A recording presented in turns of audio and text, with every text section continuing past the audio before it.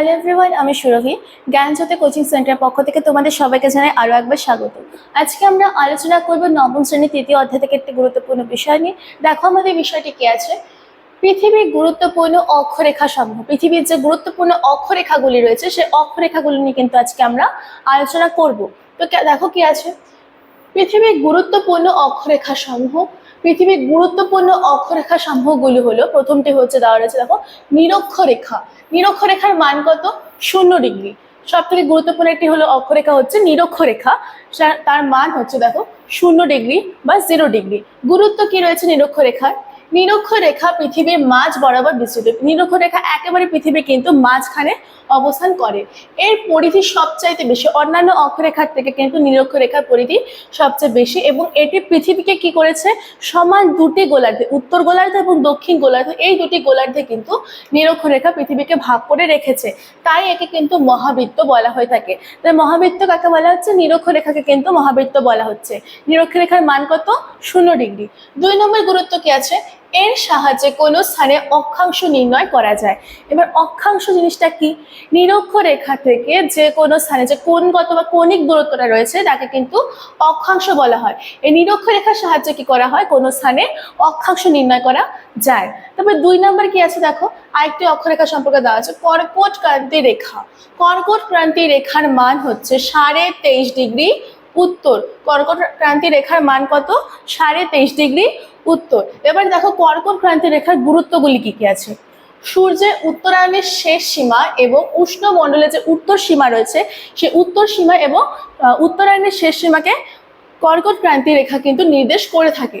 2 নম্বর কি আছে, এই রেখার ওপর 21শে জুন তারিখ কি হয়, সূর্যরশ্মি একবারে লম্বভাবে পড়ে।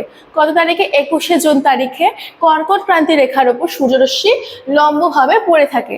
3 নম্বর অক্ষরেখা কি আছে দেখো, মকর ক্রান্তি রেখা। মকর ক্রান্তি রেখার গুরুত্ব কি দেখো, সূর্যের দক্ষিণায়নের শেষ সীমা এবং উষ্ণমণ্ডলের দক্ষিণ সীমা নির্দেশ করে। ঠিক আছে, কি কি নির্দেশ করে থাকে? সূর্যের দক্ষিণায়নের শেষ সীমা এবং উষ্ণমণ্ডলের যে দক্ষিণ সীমা রয়েছে সেটা কিন্তু এই মকর ক্রান্তি রেখা নির্দেশ করে থাকে। মকর ক্রান্তি রেখার মানটা কত হবে? 23.5 ডিগ্রি দক্ষিণ হবে, কিন্তু এখানে কিন্তু দেওয়া নেই, দিয়ে দিচ্ছি দেখো 23.5 ডিগ্রি দক্ষিণ। ঠিক আছে, 2 নম্বর কি আছে দেখো গুরুত্ব, এই রেখার ওপর 22শে ডিসেম্বর তারিখে সূর্যরশ্মি লম্বভাবে পড়ে। কত তারিখে? 22শে ডিসেম্বর তারিখে মকর ক্রান্তি রেখার ওপর সূর্যরশ্মি লম্বভাবে পড়ে থাকে। তারপর 4 নম্বর কি আছে দেখো, সুমেরু বৃত্ত। এটাও কিন্তু একটা অক্ষরেখা। সুমেরু বৃত্তর মান হচ্ছে 66.5 ডিগ্রি উত্তর। ঠিক আছে, গুরুত্ব কি আছে, সুমেরু বৃত্তের পর থেকে সুমেরু পর্যন্ত 21শে জুন 24 ঘন্টা কিন্তু দিন থাকে। ঠিক আছে, 2 নম্বর, এটি নাতিশীতোষ্ণ মণ্ডলের উত্তর সীমাকে নির্দেশ করে থাকে। সুমেরু বৃত্ত নাতিশীতোষ্ণ মণ্ডলের উত্তর সীমাকে নির্দেশ করে থাকে। 3 নম্বর কি আছে গুরুত্ব দেখো, এরপর হিমমণ্ডলের শুরু হয়ে থাকে। 5 নম্বর অক্ষরেখা কি আছে, কুমেরু বৃত্ত। কুমেরু বৃত্তের মান কত দেখো, 66.5 ডিগ্রি দক্ষিণ। সুমেরু বৃত্তের মান ছিল 66.5 ডিগ্রি উত্তর, কুমেরু বৃত্তের মান হচ্ছে 66.5 ডিগ্রি দক্ষিণ। গুরুত্ব কি কি আছে, কুমেরু বৃত্তের পর থেকে কুমেরু পর্যন্ত 22শে ডিসেম্বর কি হয়, 24 ঘন্টা কিন্তু দিন থাকে। 2 নম্বর কি, এটি নাতিশীতোষ্ণ অর্থাৎ কুমেরু বৃত্ত যে অক্ষরেখাটা রয়েছে সেটা নাতিশীতোষ্ণ মণ্ডলে কিন্তু দক্ষিণ সীমাকে নির্দেশ করে থাকে, এবং এরপরে সৃষ্টি হয়, এরপরে শুরু হয় হিমমণ্ডলে। তো আজকে কিন্তু আমরা প্রায় 5টি গুরুত্বপূর্ণ অক্ষরেখা নিয়ে আলোচনা করলাম। কি কি আরেকবার দেখে নাও। প্রথমটা ছিল নিরক্ষরেখা, 2 নম্বর ছিল কর্কট ক্রান্তি রেখা, 3 নম্বর ছিল মকর ক্রান্তি রেখা, 4 নম্বর সুমেরু বৃত্ত এবং 5 নম্বর কুমেরু বৃত্ত।